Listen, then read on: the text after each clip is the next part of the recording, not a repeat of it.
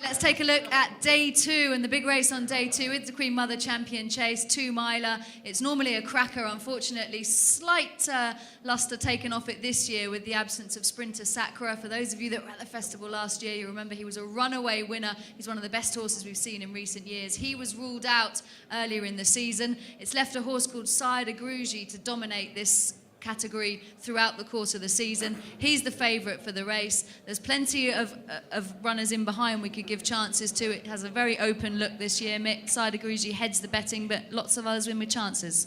Yeah, there is, and the worry you've got is Sire de Grugy is a horse who loves soft ground. The fact that it's drying out at Cheltenham will not help him. The worry is as well, he's been to Cheltenham twice, he's got beaten twice. He got beat by a horse called Captain Conan, who's treble his price when they ran at Cheltenham, and it is a worry. Gary and Jamie Moore, if they were to win a race like this, it would be probably one of the most popular wins of the whole 4 days. But sometimes there's no room for sentiment in this game, and I actually think Sire de Grugy, there's so many negatives for the horse going into the race. That is a concern for me, and I'll be looking for something else at a bit of value. And you know, Captain Conan is a horse who loves a bit of decent ground. He's always been a very good workhorse. You'll always, if you look through his price every time he's run, he's always shorter than he deserves to be, because there's nothing can work with him at 7 Barrows. He is a flat horse who works against jump horses and beats them every time. If he's able to get his act together, I think he's a player in a race that could throw up a surprise winner. And something like Hinterland, who I know that you say you've got a stat on, Gina, it could be very interesting in a race like this. I think he's 14-1. I just think that the race could have an odd result. I would love to see Sire de Grugy win for Gary and Jamie Moore, though. Now, Sire de Grugy is favourite for this race. Hinterland is 12-1. And on the times, he's head and shoulders above him. It also brings Grandouet in, because Grandouet was just half a length behind him. Hinterland at a big price is definitely worth a few quid each way, Bill. I think every horse has its price. And I think at 13-8, 7-4, I wouldn't be touching Sire de Grugy. If Sire de Grugy drifts to 11-4, I'd have probably one of my biggest bets at the festival on him because of what he's achieved. He's been beaten twice at Cheltenham before, but what he's achieved so far this season is enough to beat the rest of these. They aren't great behind him. No. And everyone looks to oppose him because he's best going right-handed and he's going left-handed at Cheltenham.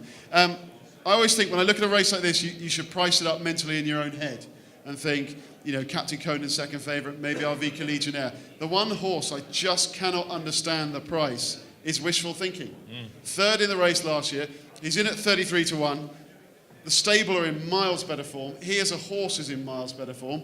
And I could easily see him hitting the frame, if just outrunning those prices. So for me, 33-1 Wishful Thinking is the wrong price, and that'll be my bet.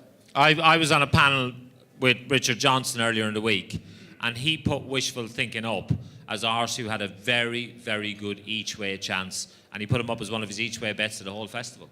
So I think at 33-1, you could do a lot worse in a race that is wide open, especially if the ground dries. I've heard about 3 different best bets from Richard Johnson, so I hope he's going to come. He's got a lot of good chances. Fingal Bay, Cheltenham, he likes them all. Fingers crossed. Tom, how do you see this race panning out? Well, listen, purely from a punter's perspective, you stop and you think to yourself, immediately after the Sprinter Sacra news, one high street firm went 5-4 Sire de Grugy. Nobody at all wanted to get involved at that price, and unsurprisingly so. That's a horse who twice beaten at Cheltenham, most recently in November when admittedly he was trying to give £10 to a very good horse in Kid Cassidy, but he was beaten quite comprehensively, 3 1/4 lengths, by a horse in Kid Cassidy who, all right, he's not Sprinter Sacra, but he's trained by the same man. He's a pretty decent substitute at a nice price, 10-11-1, maybe fish about. You might get a bit bigger on the day. He's a horse who's been there, done it at Cheltenham, second in the Grand Annual last year, pretty much too high to be running in the handicaps now. Therefore, why not let him take his chance? There's loads with opportunities, but at the price, exactly as Bill said, 9-4 and very weak in the market. The vibes about the favourite Sire de Grugy, for all that he's a dual Grade 1 winner this season and he's been in the most blistering form of his life, you have to think horses for courses. Is it the right track for him? Possibly not. It'd be brilliant, exactly as you say, for the Moors to win this, but I wouldn't be playing at 2 1/4-1. Loads of them with bits and pieces of chances, but to keep it short, sharp and sweet, Kid Cassidy's a horse who has a lot in his favour at a really, really tempting price. 10, 11, 12-1. He's a horse who has track trip form, and you stop and think to yourself, again, he won't be hindered by any change in the ground, and he comes into it having run his best race of the season there at Cheltenham just in November. There we go, some big prices for the Queen Mother Champion Chase.